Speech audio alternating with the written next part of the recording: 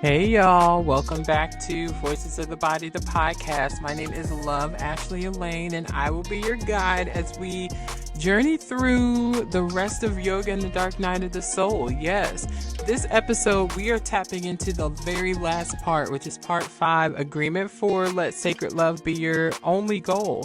So we're talking about love, y'all. We talking about where it comes from, how you can live authentically in love, how you can clean your heart out and just let love purify it, fill it with love, all the things. I love love. I love love. I also love learning about love. So prepare your mind, body, and soul as we get into this episode.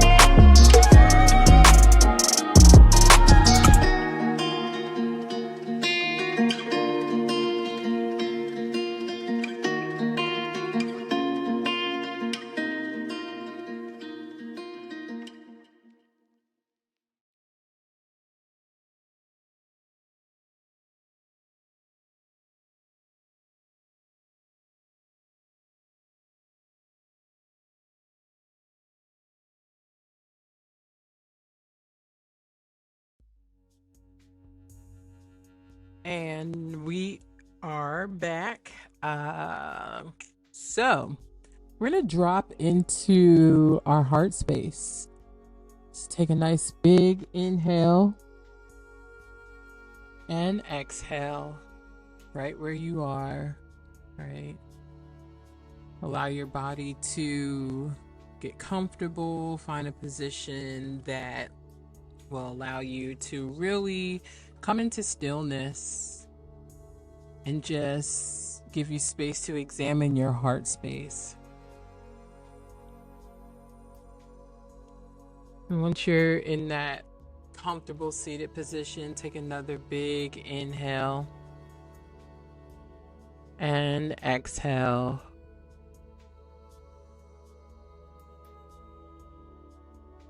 Option here, if you're comfortable in your space and in your body, is to bring your gaze down your nose or gently close your eyes. And one more nice big inhale and exhale.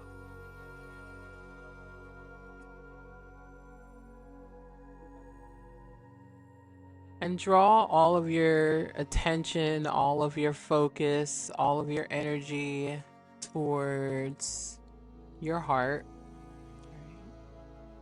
your chest, that upper body portion.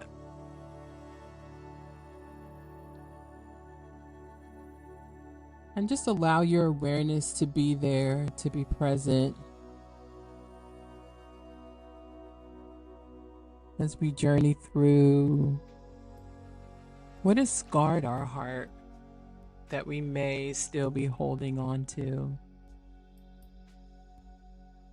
What's still residing in there from something we may have done or something that's been done to us that we have not extended forgiveness towards. Because as we have learned, forgiveness isn't for the other person, it's for us.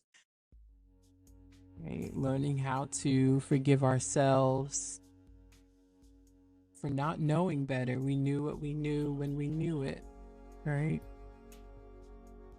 Allowing ourselves to forgive the other person and also extend grace, right?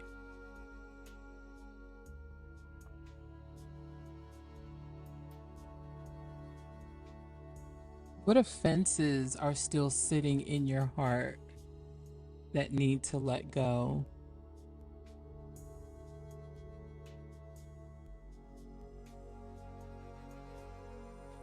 And letting go doesn't always mean that we allow that person back into our space. Letting go symbolizes refreshing, right? New beginning for us internally, because internally is where everything is stored, everything is held.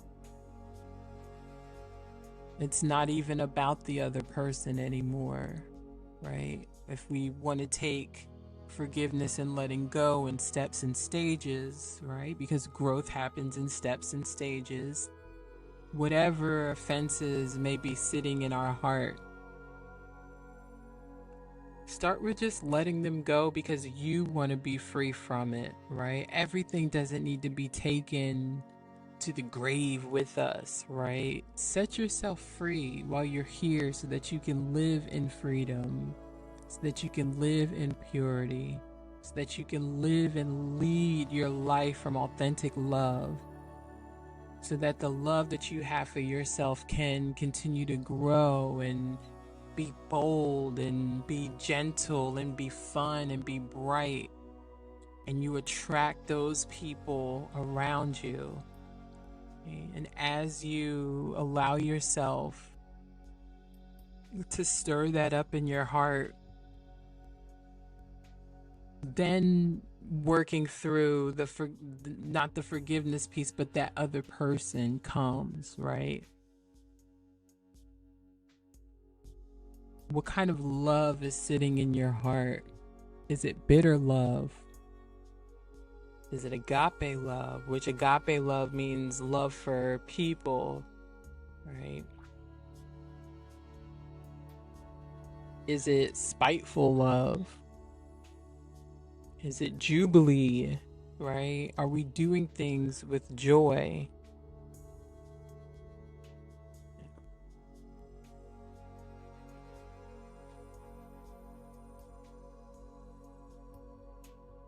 So take some time here, take another big inhale and coming back into your body.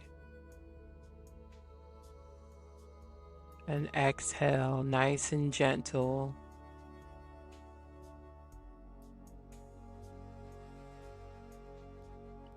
This time bringing both hands over your heart space. And just make your declaration, speaking out loud what you want to let go that is taking up space in your heart. Be honest with yourself. What needs to be let go? What needs to be removed? It's only going to start with you. It's only going to start with you making the choice to say, I choose to lead my life from authentic, pure love.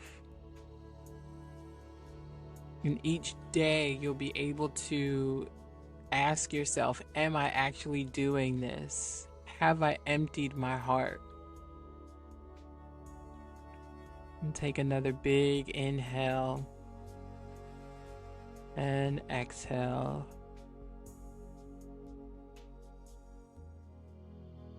And last one, nice big inhale and exhale. And when the body is ready, right, making subtle movements, just gently blinking your eyes open, coming back into your space, acknowledging your surroundings. and maybe do some journaling. I'm a journaler. Y'all know I'm a journaler. Take some time to pause here and journal what came up for you, right? Allow yourself to be authentic and vulnerable with yourself. If we can't do that with ourselves, I don't know how it's possible to do that with anyone else. All right, and we will be right back.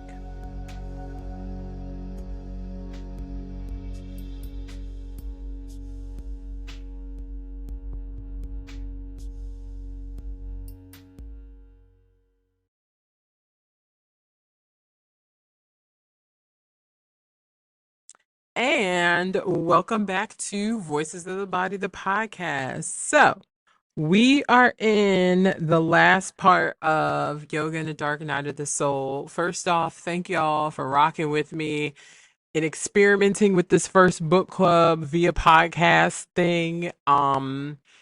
This was actually fun for me because I'm slightly a nerd and I love to read. So if you enjoyed it, be prepared because there's some other books that I am going to be reading, have started like the first page. I want to do more of this, right? Thank you for the positive feedback that I've been getting, all the things, all the things. So, part five of Yoga and the Dark Night of the Soul, we're diving into agreement four. If you remember, there were four different agreements that Arjuna was sharing with Krishna, or that Arjuna learned from Krishna, excuse me.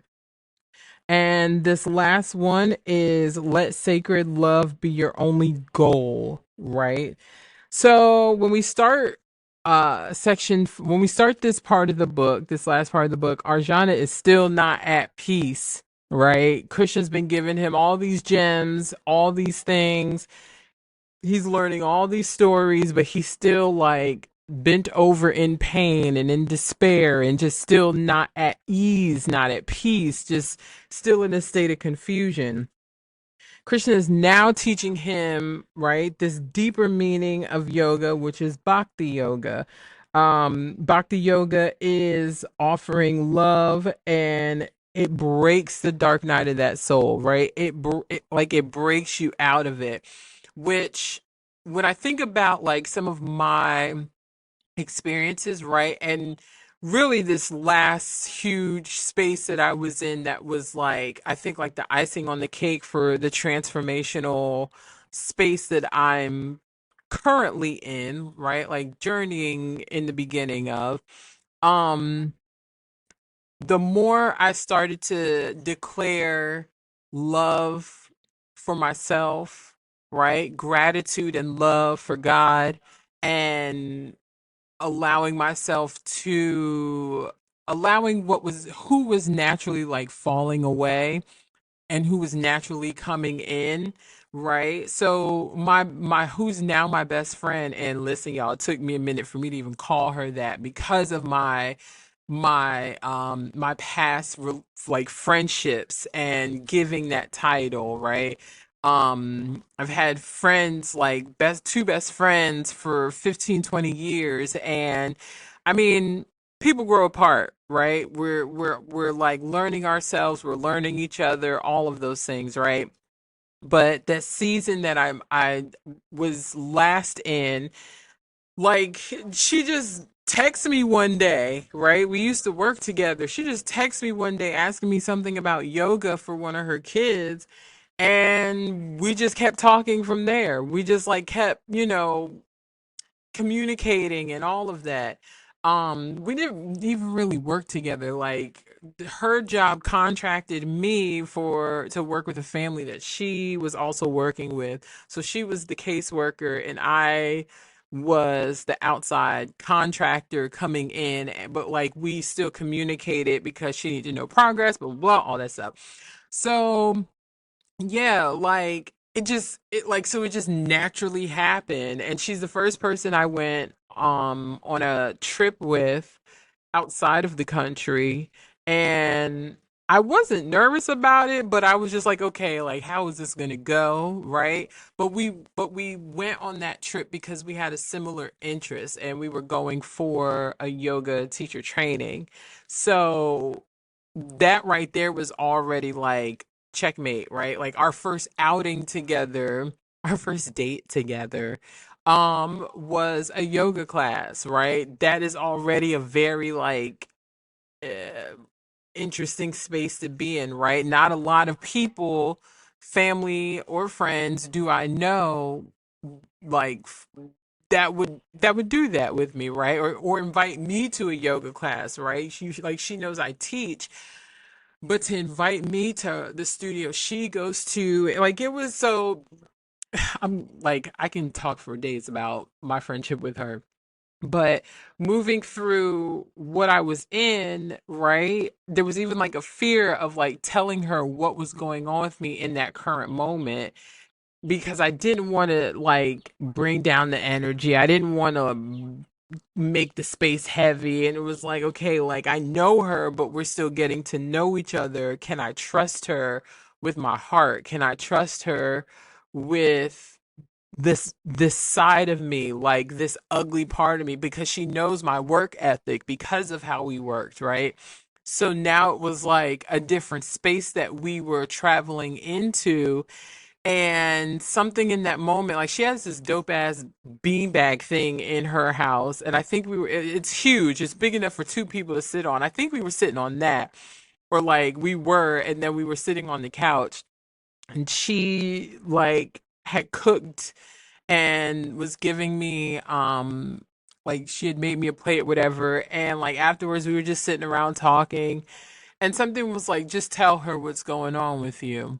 We were sitting on the beanbag, and I just started telling her. And I think another part of me didn't want to really like disclose all of that because I was already at a point where I was like sick of crying. So I knew that if I like shared everything with her, that it was going to come up. And I like in the past I've been around people and had friendships and relationships with people where like me crying made them uncomfortable. Me crying, that's my superpower, right? That's what allows me to be able to have this conversation right now on like keeping my heart clean, keeping my heart empty, right? And feeling my feels and being vulnerable, right? Um I don't want to be hard. I want to be soft. I want to feel my feels. I want to be present in what my pain is, so that when I also experience pleasure, I know I can speak to what that feels like. Either I don't want to just feel one or the other. I want to be able to feel both, right? So I'm sharing this story for a purpose, I promise. So I remember sharing all of this with her, and she was just like, oh my God, like, you're so strong. And like I know I started crying. Like I know I started crying. And she just said like I can't like she was like, I had no idea that you were even like going through something this heavy. And I was like, well, I don't like that you text me about yoga. Like I wasn't about to sit here but be like, oh, by the way, like this and this and all this other stuff is happening. Like, and she was like, yeah, I know, but like I like you're just so strong and very vulnerable. She was like I was like, I'm sorry for crying. She's like, no, don't be sorry for crying. Like that's okay. Like I like if you weren't crying, I'd be concerned. And like that was a huge part of why we continue to still be friends to this day. It's only been a year. It feels a lot longer because I've been able to like empty my heart and really show her my heart and also grow with her just in this year, right? We've grown a lot already together just in this year, right? So if I know she's listening. I hope she's listening. Girl, I love you. So I bring that up because Krishna is now teaching Arjuna, right? How to go deeper into breaking the spell of the dark night of the soul, right? Like really breaking that despair, really breaking what is trying to destroy him, right? Um and not destroy him physically, but like there's this thing where when you allow despair to be your to be a constant thing, right? It's a fight to pull yourself out of it, right? That like what Arjana is going through, I've felt it before. I've experienced it. Excuse me. I've sat in it. I've cried in it. I've had like suicidal ideations in it. Like I've been where this book is really digging into like Arjana's dark night, right, of his soul. So to pull yourself up out of it is like, ooh, some days I like, yeah, to pull yourself out of it, like love is the only thing that can pull you out of it. And I shared that story with my now best friend because her love and her opening her arms and her staying true, right, to her authentic self and allowing me to be true to my authentic self in that moment allowed me to pull myself out, right? Allowed me to really look at, okay, I can't, I don't want to I don't want to live like this anymore, right? I don't want to let this be a thing anymore, right? Because like I've said it time and time again, like this was the icing on the cake for so many things that I was unaware of, but like I knew was taking place, but didn't have a name to put to it type thing, right? Like it's like, oh, I know this is like something that is happening, right? So it starts out as, oh, this is something that is happening to me. Okay. And then you awaken a little bit and it's like, oh, this is what is happening to me, but why? Like, is like, this is, but you're now just like in the cycle repetitively, right? And then you waken a little bit more, and it's like, okay, well, I don't know if I want that anymore, right? But something still in my body still gravitates towards that. So now it's like it happened again, but this time it was like a million gazillion times worse. And it's like, no, bitch, I don't want none of that no more. Like, I don't want to live like this no more. I am staying with me. I'm going to be with me. I'm going to love me authentically with joy and happiness and all the vulnerability. I'm going to do the things that make me feel loved, right? Because I set the standard and the tone for what love looks like for me. That's including friendships, that's including romantic relationships, that's including family, that's including places I go. I set the standard, right? And everybody else has to reflect that standard. So, Arjana is learning from Krishna, right? That yoga, that the definition, that like the more defined, the more advanced define definition, excuse me, of yoga is that it's an unwavering offer of love, right? Again, I didn't go deep into it. I think if it wasn't last episode, the episode before, the book goes deep into like yoga asana because yoga is not just what we do on the mat, right? Yoga is how you live your life day in and day out. What are those practices that allow you to stay in love, to stay in a constant flow of love, right? That allow you to stay in a constant space of consciousness and awareness, right? What we do on the mat allows us to tap deeper into our body so that we can practice that off the mat, right? Um, so there's three things that Arjuna is offered from Krishna. The first one is engage your heart in your yoga practice, right?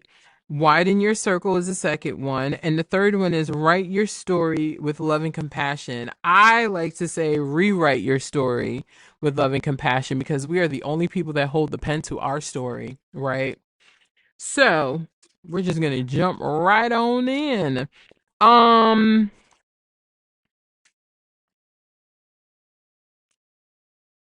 my notes are so messy. Excuse me, y'all. So on page 282, right? I'm just going to read all of it. It says earlier, when Arjana's mind was overcome by fear, limitation, and confusion, Krishna stressed the importance of disciplining the mind and senses.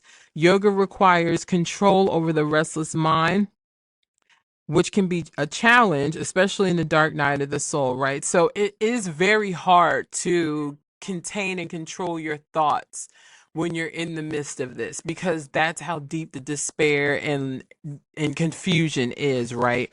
There's a version of you that you've been for so long that when something hits, it's like, wait a minute, what just happened?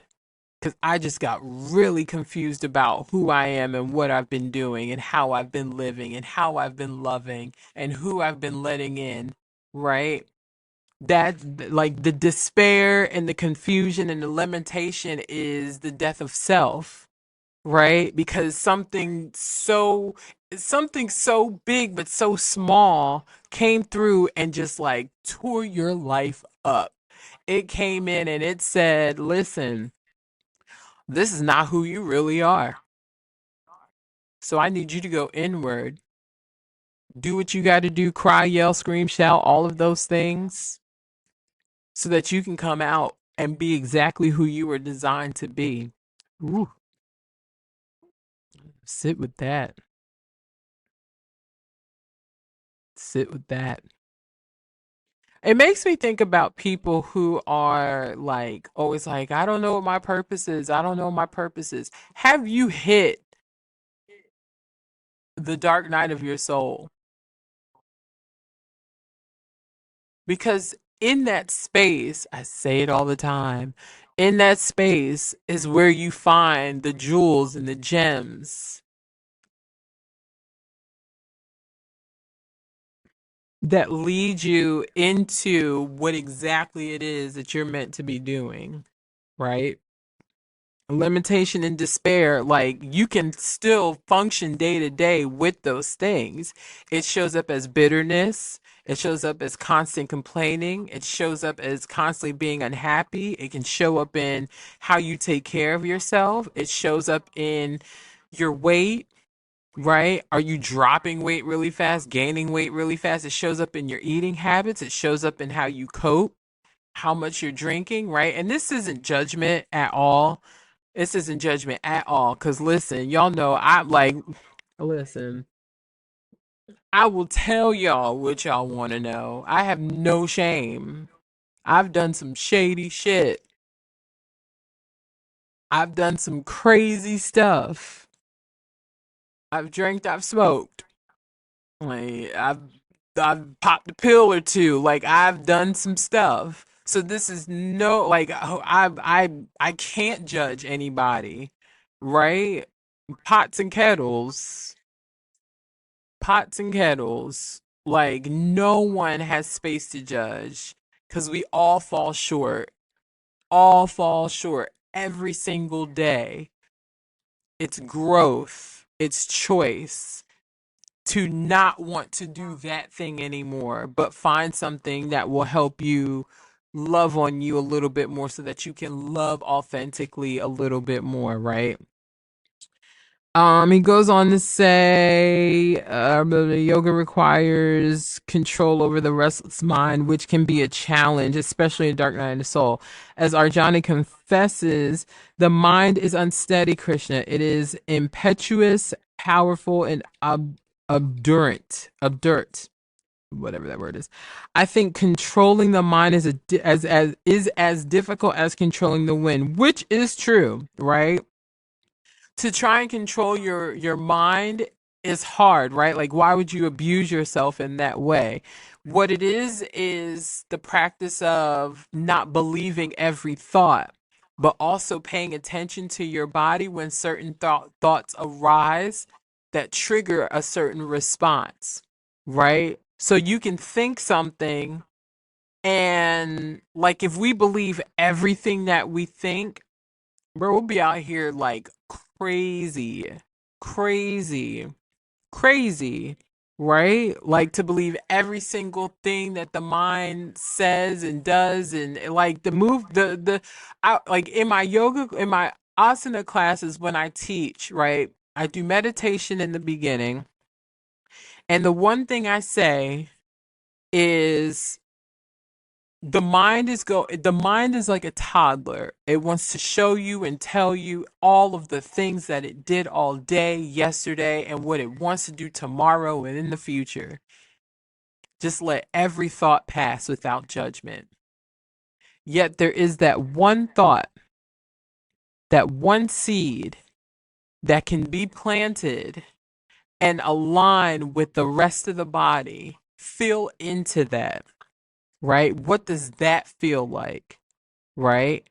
So it takes a lot of practice to come into consciousness of your thoughts that actually align with the mind and the body. I mean, with the body and the soul, right? Because not every thought, like some thoughts are memories, right? There's a movie playing up there of something that happened 2, 3 years ago, right? You might randomly remember something that happened 10, 20 years ago, right? Acknowledge it and let it pass. Acknowledge it and let it pass. More potent than the mind, however, is the heart. More potent than the mind, however, is the heart. Krishna tells Arjuna that not only is the mind potent, but the heart is. Just like we're able to plant seeds in our mind, those seeds are also planted in our heart. I think what comes with the seeds being planted in our heart is people, experiences, relationships, engagements, like the way we engage with people, right? Like unhealed things from our childhood, things that we didn't know happened to us that were actually not good for us, right? Those kind of things. They turn into other seeds, other fruit down the line, down the road in life, right? He then says, by engaging our heart in our yoga practice, Krishna explains, we can overcome even the greatest obstacle on our path. Generally, yoga is passed formally from teacher to student, but Arjuna and Krishna are close friends. There is a relationship of love, right? Their deep friendship highlights the importance of a connected heart in yoga. So, this also goes back to me sharing my story a little bit with my best friend, right? There was a connectedness at the heart to where now, like, there's no hesitation on either end for any and everything, advice, all of those things, right? Space, all of those things, even the commitment in like me being literally on the other side of the world. Homegirl is like up till 1 o'clock in the morning and us talking. I'm just like, girl, go to sleep because I'm about to eat breakfast. And she's like, okay, cool, thank you. And I'm just like, girl, like just all of that, right? Krishna confides that inspired by Arjuna's love for him, he's encouraged to reveal the yoga teachings once more, sharing the ultimate secret formerly known to the ancients, right? So now Krishna has taught Arjuna that a yogi or yogini sees all beings with equal vision at the level of the soul, right? Again, we can't really, like, if we look at people for what they do, what they don't do, we're judging, right? There's some space of judgment there, whereas we look at each other from being to being, right? How are you being instead of how are you doing, right? The next page it says at the top, but how do we culture a love like this? Krishna's immediate response to Arjana's crisis, his dark night of the soul, was to give him the sword of discernment. Without discernment, our love is conditional and founded on many misunderstandings and false identifications.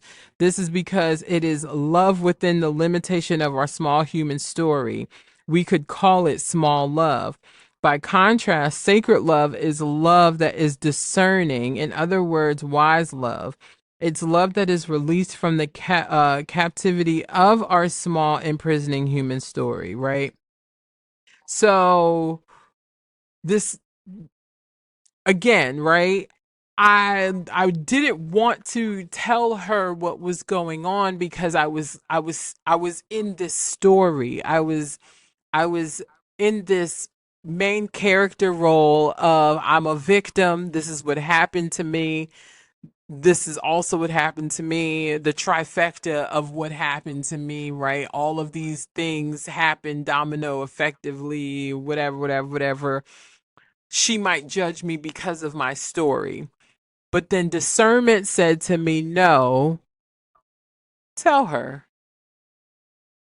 And the only way my discernment my like spirit would have said to the only reason why I believe spirit said to me tell her is because then I was able to see her authenticity, her pureness in her heart, right? For not judging me based off of that story, right? For not also seeing me as I was seeing myself in that moment, right? I saw myself as a victim. I didn't believe I was a victim, but at some point in time I had to say I'm actually like a victim of this. And there's almost like you have to name something to kind of get it out, but then you name it and then you end up claiming it. So there's like this balance between saying, okay, I am a victim of X, Y, and Z, right? But not sitting in that story because I don't want to stay a victim, right? I want to have victory over this thing. And I do have victory over this thing. I am no longer a victim of whatever this thing is, right? So the fear of her seeing me from that space also is what was telling me not to tell her, like my ego was telling me not to tell her because I didn't want her to see me the way that I was seeing myself in that moment, right? Yet her authentic love allowed me to see myself more than a victim. Her authenticity gave me grounds to release what I needed to release and to see myself as something more than a victim in that moment, right? So at the bottom, Krishna takes this one step further. He advises Arjuna to direct his love inward, as far inward as he possibly can. The love has to go inward first, right? The love has to go inward first, right? I always say the love has to go in and up so that it can go from up to down, back in and out, right? So when you are able to start loving on yourself, you start looking at God and loving God differently, right? You start looking at Him as a healer, a protector. We know he's a provider. Everybody wants God to be a provider, right? But what about those other nuances of who he is, right? The person that sets providence for me, right? And within that providence, that bubble of providence, there's protection, right? There's healing, right? I know I'm provided for. I need protection because I never felt protected, right? Gratitude, giving gratitude, right? So I finished writing my book. Be prepared. Y'all about to get real sick of me. and I'm working on a workbook component to go with it, right? And a major part of it is gratitude. What is your gratitude practice? Being in the dark night of my soul allowed me to open up gratitude, right? To show more gratefulness, right? No matter how bad something was, I'm grateful that I'm alive today. I'm grateful that I'm still here. I'm grateful that I'm not stuck. I'm grateful that I have food to eat. I'm grateful for your protection. I'm grateful for my discernment, right? I'm grateful for my discernment. I'm grateful for the gift to be able to know that I can trust my discernment. I can trust myself, right? The lack of trust in other people sometimes is reflected in how much we trust ourselves, but sometimes I trust myself a little bit more than I trust everybody else. But there's certain spaces where it's like, okay, well, I don't trust my discernment because there's moments where I've been wrong, or I don't trust my discernment because I've never been allowed to use it, right? I've never allowed myself to use it, right? So, gratitude. What does your gratitude practice look like? He goes on to say, rather than direct our love first to our body, which is the vehicle, or to our mind, we can direct our love to Krishna, which is God. Like I just said, the soul of the soul and the source of consciousness that is seated in the temple of our very being, the temple of your heart. By targeting our love to the sacred center, our love alchemically transforms from small love into sacred love, alchemizing. um, I'm going to do a book club on The Alchemist. I said to myself, I packed the book and then I unpacked the book. I packed it again and then I unpacked it. And yeah, now I wish I packed it. Because when you become the alchemy of your own pain and transmute that, you're now sitting somewhere else. Go I advise everybody to go back to October episodes of Voices of the Body, and there's an episode where I talked with Miss Liz, who is a grief therapist, right? Because the dark night of your soul, that like it's gonna teach you grief, right? It's going to teach you grief. Something is not the same anymore. You are allowed to grieve the old version of you. I advise you to grieve the old version of you. If you do not grieve the old version of you, you will feel resentment towards all of the things that it had. Like, it's part of the process, right? You have to grieve that old version of you, or else somewhere somehow that person is going to keep showing up and you're not going to know what to do, right? And when that person does show up again, you can tell her where to go, write her a love letter, whatever that has to look like, right?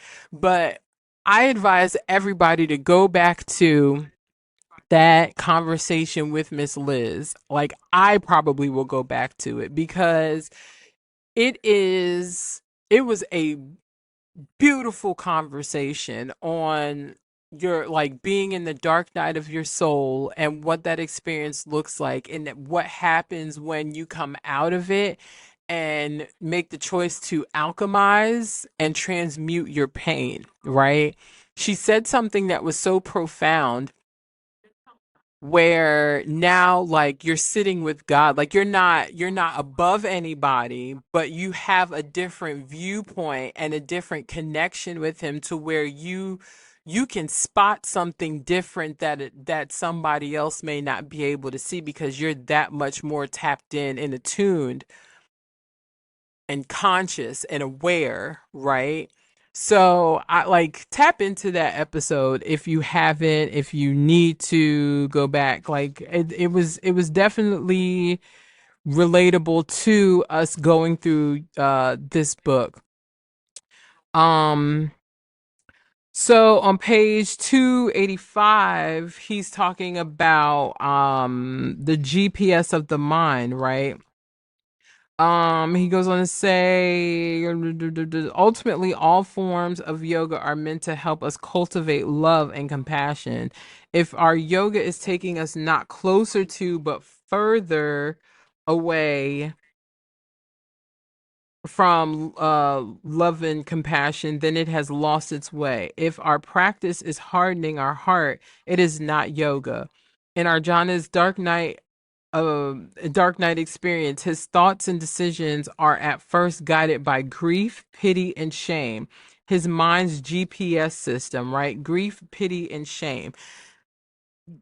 Grief is gonna come and go, right? It's such a nasty, vicious cycle that like you learn to just kind of live with, especially if you're grieving somebody. Like I think the hardest grief is grieving people that are still living. Grieving people that are still living. That is weird to me, actually. Like, I have to grieve you, but also know that I may eventually see you. That's ghetto to me, actually. Like, but you have to grieve that relationship, that situation, that experience, that fairy tale, that thought, whatever you thought it was going to be. Like, I have to grieve you, even though I know I may run into you one day. That's crazy to me. Um, yeah, GPS system of the mind, right? Pity, self pity. I pity the fool, right? Having pity on yourself. Sometimes people sit in that for a very long time, right? And then shame and guilt has been like a designer of choice in clothing that I've worn for a very long time. Like those might be the very two things, like shame and guilt, right? My GPS, so like kind of figure out that for yourself, right? My GPS would probably still be GPS for but guilt, pity, and shame. Um because guilt and shame were two things that like just wouldn't like had me in a choke hold, right? Decisions coming from guilt because I didn't want the other person to feel bad. I didn't want them to not love me. I didn't want them to feel like I wasn't good enough for them, or I didn't want them to be disappointed in me, right? And shame, like, just gross, right? Krishna teaches Arjuna how to be guided by sacred love instead. This is possible when we form a sankalpa, which is a immovable resolve or your intention, um, to make our life an offering of love. We'll explore. So there's if you go through the rest of this, I'm not gonna go deep into it because that's also a whole nother podcast. But also, like, if you've ever taken yoga nidra, which is yoga sleep, it takes you into a deep sleep where you're still aware but you're unaware, you're conscious but you're not conscious. You set a sankalpa in the beginning. What is my intention my for this practice, right? Um, so it's deep. Like it's how to build out a sankalpa is in this chapter, and I think the author did a really good job of like breaking down what that looks like. Um, but a Sankopa has the power to reshape your destiny, right? So setting that Sankopa before you do Yoga Nidra, you come out of that with a different thought process. You come out of that with a different level of rest. You come out of that with something completely different, right?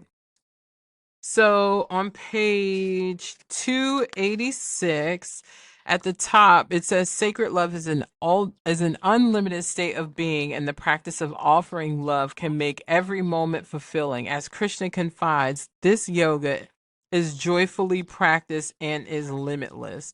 The more we practice offering loving kindness, the more our loving kindness grow without end, right? It's like anything else. The more you practice patience, the more patience you have. The more you practice giving, the more you become a joyful giver, right? To whomever, wherever, organization, church, people, all of that, right? Never do anything out of spite. Like how you behave says a lot about where your heart is.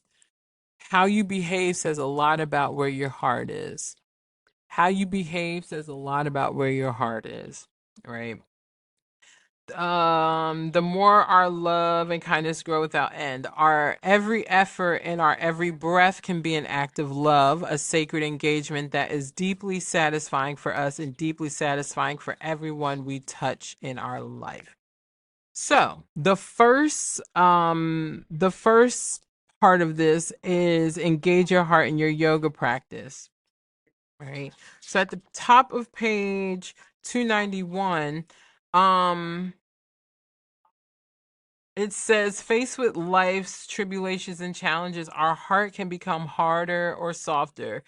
The art of allowing life to make our heart soft is called yoga. Remember earlier I said that I lament. I cry, right? It makes people uncomfortable. I don't give a damn. Like if me crying makes you uncomfortable, that's a you thing, not a me thing, right?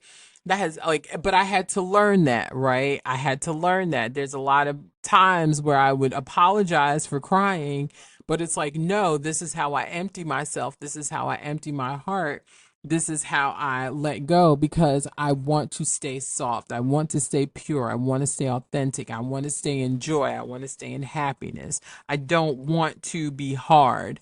I don't want to be a hard person. I'm not a hard person. I am a jolly green giant. I am a 5'10" soft giant. Like, this is where me and basketball had to end our relationship because I couldn't get with the girls that were playing. I was very soft. Like my nickname, I said this before on here, my nickname in high school was Cupcake. I love cupcakes. Vegan cupcakes if you really want to just like show out, right? I can't fake being hard. I'm not even going to pretend to cuz what is that going to benefit me? It doesn't allow me to stay authentic and true to myself. I want to stay true to myself. There's people that depend on me to stay true to myself so that they can learn it's okay to be true to yourself, right? It says whenever we practice any form of yoga, even yoga postures, we can remember that the aim of our practice is to open our heart, to increase our capacity to love. This then reframes everything we do in yoga. If you ever take a yoga class with me, you're going to cry afterwards because I get into the hips and we open up the heart. We open up that front body, right? I remember in my 200 hour, one of my, one of the girls in my 200 hour who I miss so dearly, and she would say it out loud, like the it was hard for her to there was some heart things going on, right? There was some vulnerability things that she had going on. So it made it hard for her to do poses that would ask for you to open up the shoulders, open up the heart, keep that front body nice and open, right? A lot of the postures and the poses also reveal where you are internally, right? So hyperextending over is overextending, right? Like they show up, they manifest in like everything manifests into something, right? Um with this focus, we naturally become more conscious of our state of heart. We can be more aware when people or events trigger us, right? Those that T word is important. And we can use that mindfulness in the service of love. When we're driven by low qualities that diminish or oppose love by the wealth of the ungodly. Remember, we talked about knowing the difference between ungodly and the wealth of the divine. We can avoid acting from this state. Instead, like Kat, which is who the author, not character, was talking about in and like a story um prior to what I'm reading now, right? Kat was watching Trump on on TV, and just like they talked about how America itself is in a dark night of the soul because of the leadership and all the changes and everything that happened during COVID, right? Um we can shelter in our divine qualities. Right. So if we remember, right, going back to page 214, we talked about V yoga, which is the opposite of yoga, right? So if we move to page 295, it says at the top, love is the, oh, before we get to that, right? A lot of us know this story, but is it Japan? Overseas, right? I believe it's Japan, China, somewhere in Asia, Northeast Asia. It might be all of Asia, right? What they do when when you have a broken bowl, right? What they do is to repair it, they use gold lacquer to bring it back together. The gold lacquer you can see clear as day, right? So the author is now talking about how even in our brokenness we can be repaired, but that's what that dark night of the soul experience is, right? It's shattering what you thought your identity was, what you thought your story was, and repairing you. And as you're being repaired, that gold lacquer, right? The deeper you go, the more diamonds and pearls, the more diamonds and pearls and gold and all the jewels, all the things that you find, right? So on page 295, it says at the top, love is the gold lacquer that allows us to put together the pieces of our brokenness in the dark night of the soul. Love and kindness make us whole and beautiful, imbuing our brokenness with wisdom and revealing the strength inherent in vulnerability. It's easy to focus on the disappointments of life, the flaws, the broken pieces. This can make us cynical, hardening our hearts. It can make us impervious to the suffering of others, right? So when we're constantly focusing on the broken parts of life, right, we miss out on the chance to be empathetic and really see other people, right? We miss out on the opportunity to connect. We miss out on all of that. First of all, who wants to be around somebody that's like complaining all the time, right? And bitter all the time? That's one way to miss out on connecting with people, is staying in that space, right? I remember before leaving for my trip, I was talking to my homegirl about a text conversation, and what this text conversation with this particular person, once upon a time, I would have been like, bro, why are you so aggy? Like, why are you like this? But I chose to like skip over all of the complaining and just stay authentic in my space of staying authentic, right? Looking at the celebrations, looking at the wins, looking at the good stuff, right? It's not the toxic positivity, which I like once I heard it called toxic positivity, I was just like, "Oh, okay, I see that," right? Because there is a space where we should lament, where we should allow ourselves to empty out what is happening and really stay present in what is happening, right? Good, bad, or indifferent. But to tell somebody, oh, get over it, you'll be fine, like that's that toxic positivity, right? You're dishonoring where this person is in their journey, right? So yeah, that toxic positivity, like that's actually very real. And I'm glad that that was starting to be talked about, because We've all done it, right? It's like, oh, you'll be fine. Like, just pick yourself up. Don't worry about it. You have this, you have that. And it's just like, well, no, it doesn't matter what I have or don't have, right? I'm still broken. I'm still hurting. It's whatever I'm experiencing is still a thing. I want to be able to feel what I'm feeling without you telling me to brush over it, right? It's easy for us to focus on the disappointments, the flaws, the broken pieces. It can make us okay. Well, I read that. This is the path to V yoga, the opposite of yoga. So yoga is sacred love, right?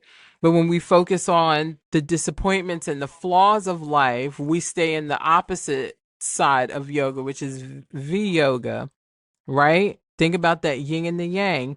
By using love and kindness as a precious lacquer in our life and the life of others, we engage our heart in our yoga practice, right?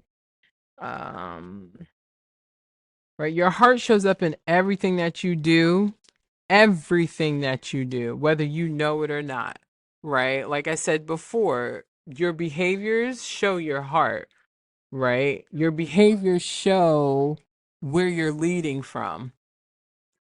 So on page 298 to 299, the only way to heal is through love and compassion. Of course, love is a word with many meanings and is often misused. In order to act from this deeply powerful place, we first need to find and restore its sacred meaning. Before beginning to share his most confidential teachings on love, Krishna indicates that the transition from small love to sacred love is the perfection of yoga.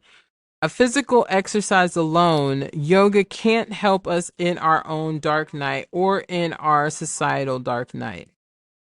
But by making yoga a practice of the heart, right? So the physical practice of yoga is the asana, what we do when we go to a studio, when we're watching them YouTube videos, right? When we're on our yoga mat. That's the physical practice of yoga, right?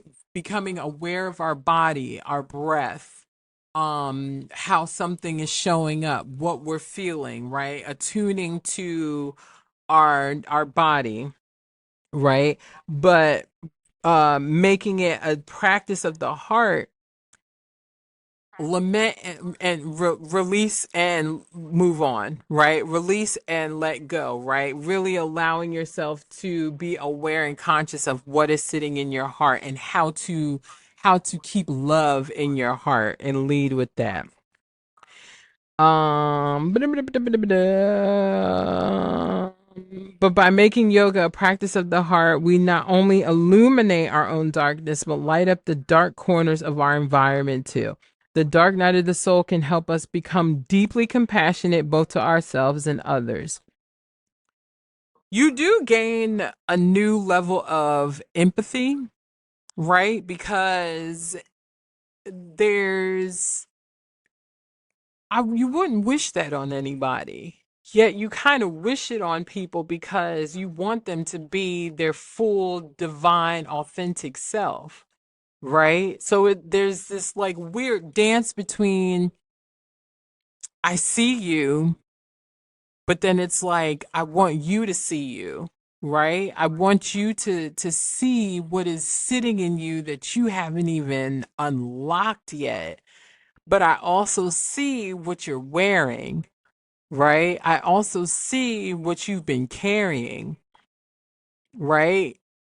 I had to learn that being a healer doesn't mean that I actually heal people. I am not Jesus, don't want his job, don't want to do nothing that he like no. And I'm also not God, right? Not no, not no not no. Yes. Um what I learned was I know how to hold space for people, right? So thinking about this podcast, right? This is me holding space for people, right? I'm talking a lot, but I'm holding space for you to build awareness, right? Um there's a difference. but you're able to hold better space for people once you've experienced a dark night of your soul, right? The dark night of the soul can help us become deeply compassionate both to ourselves and to others. Deep within love is what is most sacred to us all. We're ready to love and to be loved. I am. Right. But even learning that, right? It's yes, I desire romantic love. I desire a partner. I have to be my first lifelong partner. I have to first love and be loved by me, right?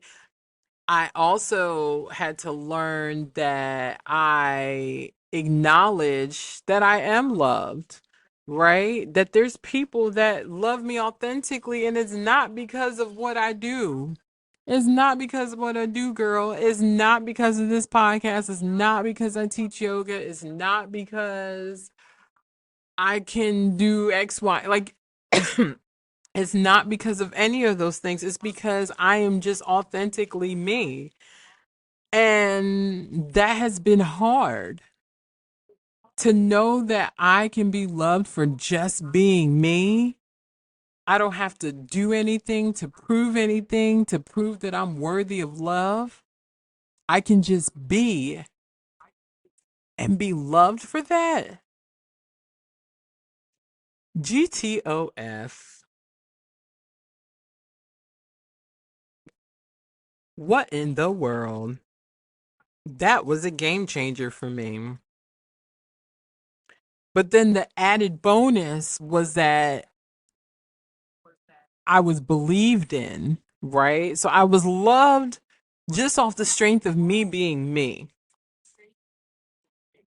Just off the strength of me being me. The next level to that was that I was not only loved, but also believed in by these same people.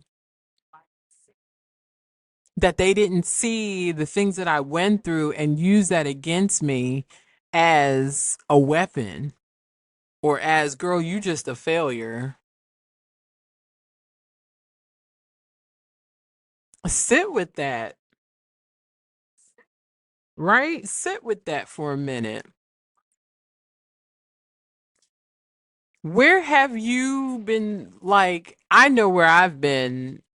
I'm not gonna say it on here because I just wrote a whole book about it, but like, what space have you been in to where you had to prove your love through the things that you do, create, how you show what, like all of that, instead of just being loved for just being you, because you are you.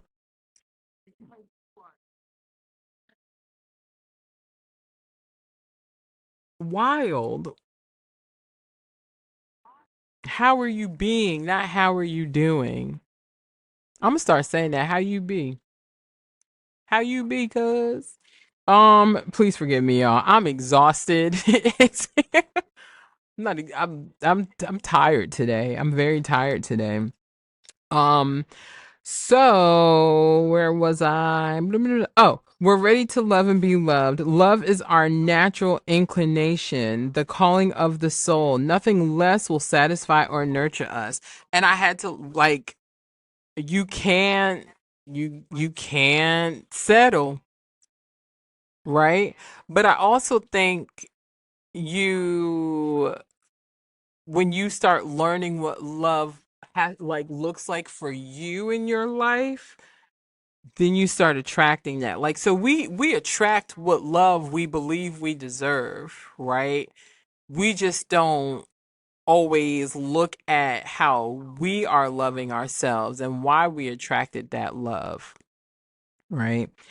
Then he says, as my teacher explained, we can experience so much of our life while our most central need, the need to love and be loved, remains unfulfilled. Love's power is unimaginable. All else can be eliminated and forgotten if we come in touch with true love and affection. When one questions or challenges the principle of love, one has to accept defeat. Love is the most substantive principle. When we understand this, we engage our heart in our yoga practice, making unconditional love the aim of our practice, right? So now we move into widening your circle, right? It talks about love and going into the depths of the many, many, many, many, many definitions and depths of it. So I like how on page 302 at the bottom, he's talking about like the purity of love, right? How sacred texts speak about the purity of love and what that looks like, right? When we allow the ego to drive us, love becomes manipulative and controlling by narcissism and jealousy, unkindness, false perceptions, and selfish intent. Y'all have actually had somebody use the Bible against me and tell me that I wasn't loving them right. Like, that's not how you use that sacred text, right? So he says, when we say I love you, we're usually more focused on the I than on the quality of love we're offering. This expression of the illusionary ego is known as small love. Pause. Think about when you tell somebody that you love them and they don't say it back, what do you feel? Most people get mad and get angry and be like, you're not gonna tell me you love me too? Oh, you don't love me too? Why you didn't say it back? Right? I got to a space where if I tell you that I love you, it's because I actually do. Like, I adore you, right? If you say it back to me, one, that's a bonus. Two, I'm hoping that you're saying it back because you also feel the same adoration that I'm expressing. I don't think there's a third. But I'm not like, I've gotten to a space where I'm even kind of consciously aware of how I like say I love you or I'm proud of you or any of that, right? Like a friend of mine, she's been sharing with me a program that she's launching, and I've been intentionally trying not to say I'm proud of you because it's not about me. Right? I'm so proud of her though. I'm like really proud of her because I know her journey to like getting to this space to just like doing it and launching it, right?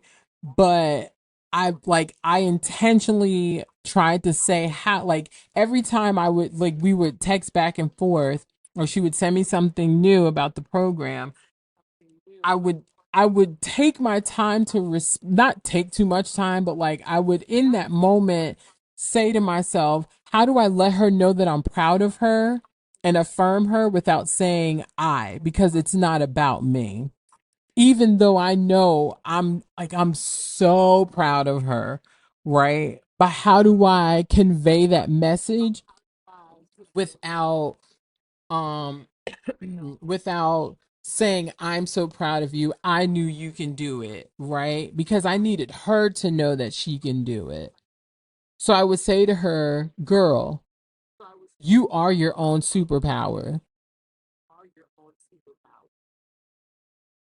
Like, or I'd say, "Girl, the magic that you just released, you are going to do an amazing job with this. You did an amazing job putting this together. You did an amazing job believing in yourself and just doing it and putting all that other stuff aside, right? Like I'm learning how to take myself out of the equation when it comes to congratulating other people and all of that. It's still a practice, right? But I'm able to intentionally do it and not make it about me, because I don't want it to be about me. I want it to be about them, right? I want it to be about that person, right? Um, Trapped within our own small and imagined stories, our expression of love is fickle and limited. Oh wait, I skipped something. I'm sorry. Oh, after when we say I love you, we're usually more focused on the I. Oh, this expression of the illusionary ego is known as small love, right? So I didn't want to do that. How do I empower her without putting myself in that equation? Trapped within our small imagined stories, our expression of love is fickle and limited. If someone supports us in our story, they have our love and attention. But if someone undermines our subverts subverts our story, we feel threatened and withhold our love. But simply, small love can be highly conditional. I remember having a conversation with somebody who hurt me badly, badly. And as we were getting off the phone, I said to them, "You will never understand how much I love you." I wasn't expecting them to say it back to me, and they didn't say it back to me. And in that moment, all that I bounced around back and forth in my head about, no, this person does love me. No, their love is conditional. No, but they're just going through a lot. Like they just have a lot of work to do. No, their love is very conditional. They only want X, Y, and Z, all of these things, right? In that moment, I got the confirmation that I needed,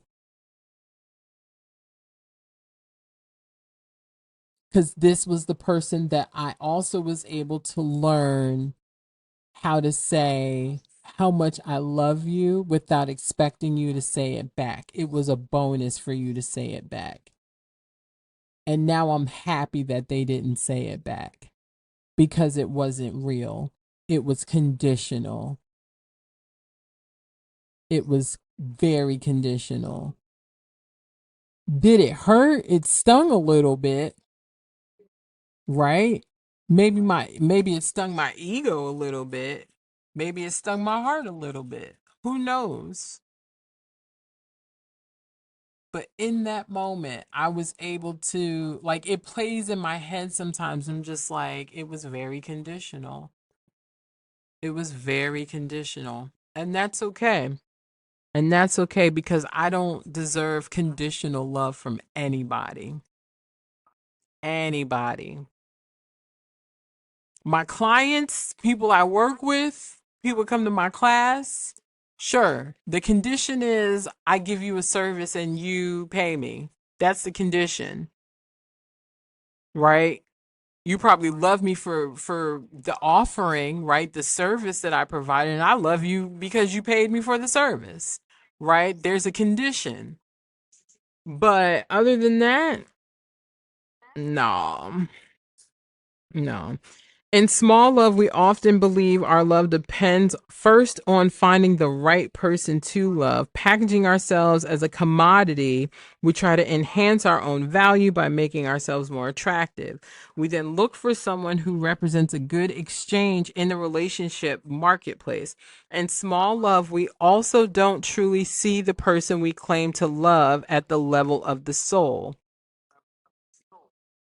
We only see a secondary character in our own little story. We perceive others in relation to our own illusionary ego and its needs. Ultimately, it's a love based on illusion, and therefore it generally lasts only as long as the relationship serves both parties in some way. Woof! This man was preaching in this book. We'll drop down to the bottom. It says we struggle to love those we cannot relate to, or those who hurt us or betray us. Ugh. How much do you love somebody even after they hurt you?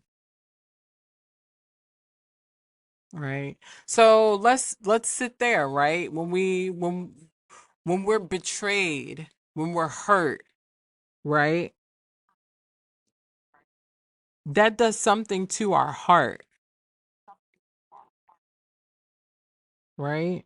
That does something that puts something up in our heart, right? We have to widen what all of that looks like, right? Widening that gaze is allowing ourselves to really be honest with ourselves about, bro, this person hurt me, but I love them to pieces. I just didn't think that they would break me into pieces, right? So I don't know if I shared this. I might have.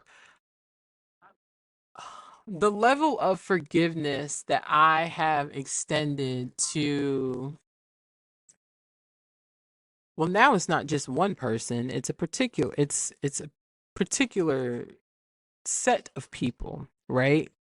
Therapy and doing my work and all of that, I started to notice a lot of patterns. Um, one of them I'm still working on. I'm honest about it. But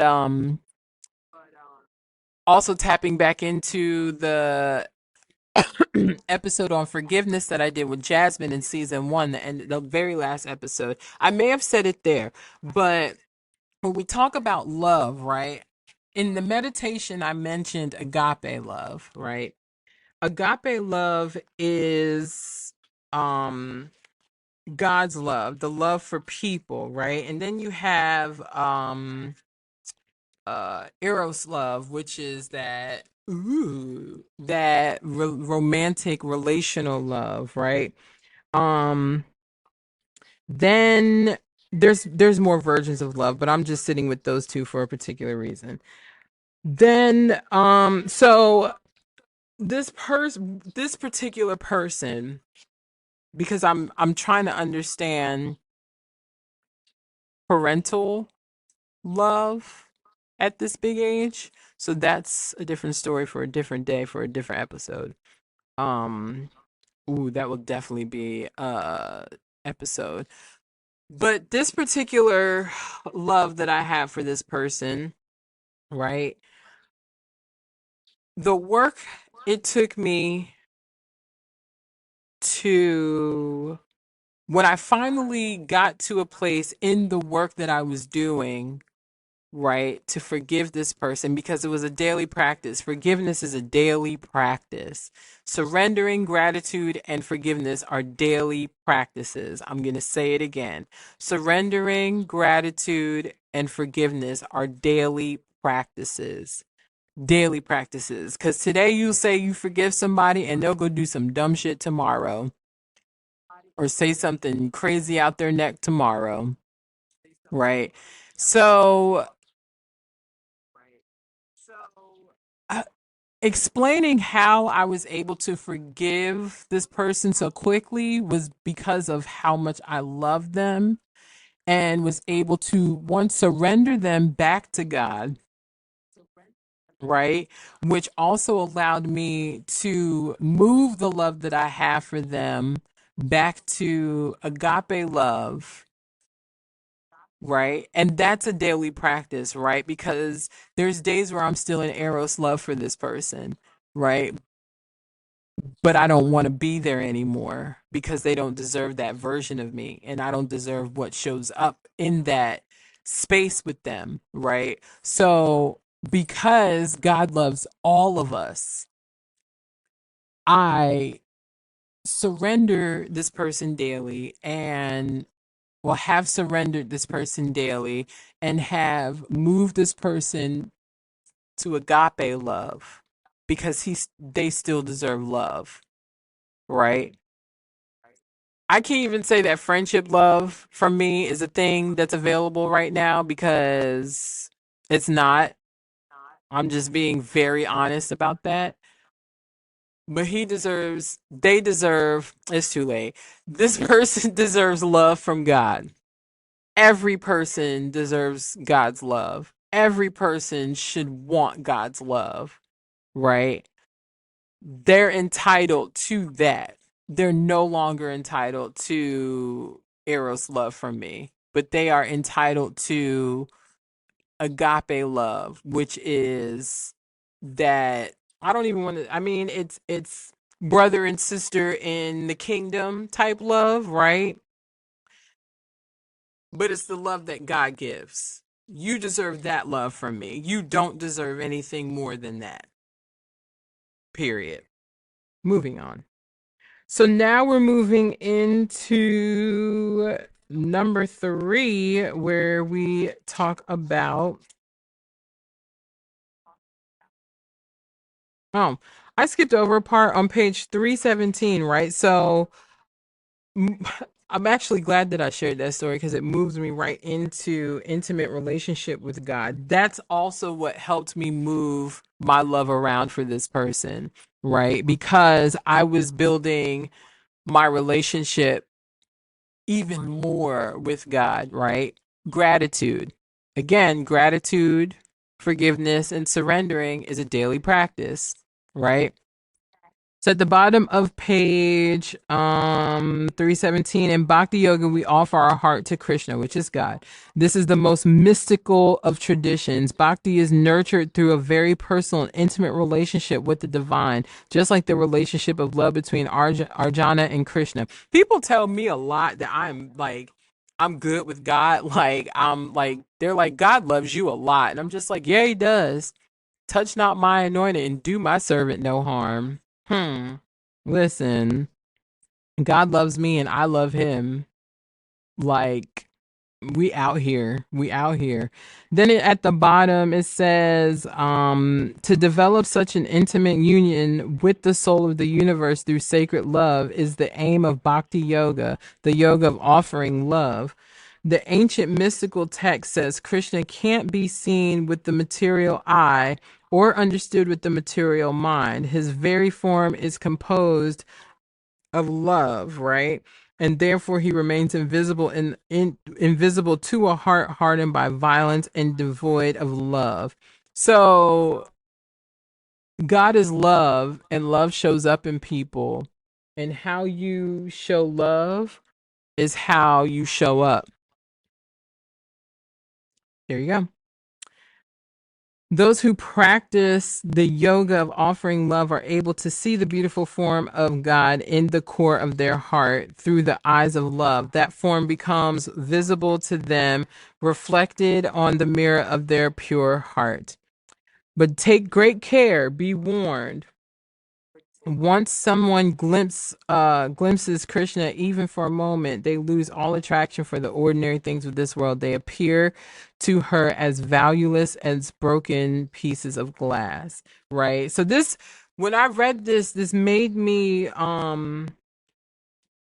like what we're talking about, like love in the heart, right? It made me think about Proverbs 4:23, where it says, guard your heart above all else, for it determines the course of your life. As I said, right, your heart, like how you behave is like it shows up in your heart. So if your heart is hard, you're going to talk to people crazy, you're going to be disrespectful, you're gonna be nasty to people. You're not gonna show much emotion. Like you're just gonna be. It's gonna be ugly, right?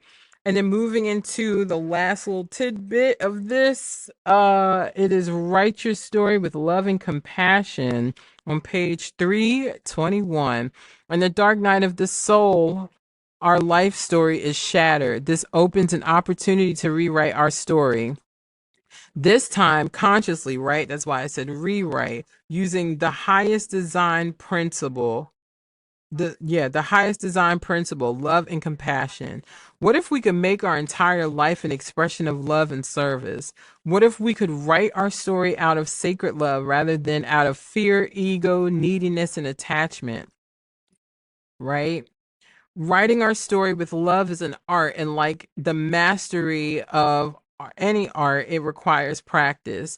It requires an understanding of the ancient techniques of creating an infallible intent called the Sankopa, right, which is our intention. And it's going to tell you in here how to write out your Sankopa. as well as how to nourish and protect our sacred love. Right. So I'm not going to go through all of the steps to doing your Sankofa because this episode is already very long. Um, but living a life of love, it starts with humility, right?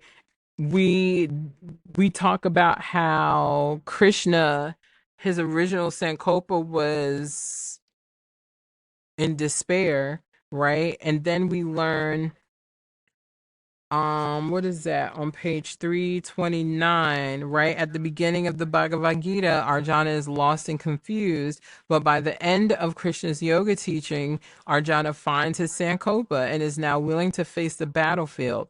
As he declares his confusion has vanished and he's ready to engage with life, this time with awareness of his true identity beyond the play of form of the world.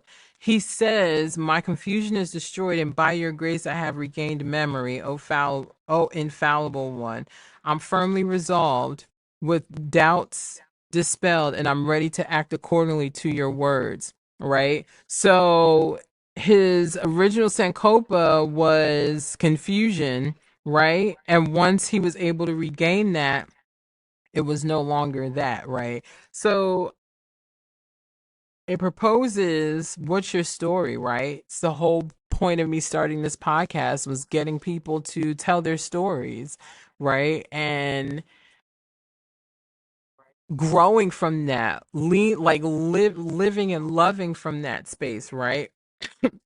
On page 333, Arjuna then, at the top it says, we can make, love has nothing to take, but everything to give, right?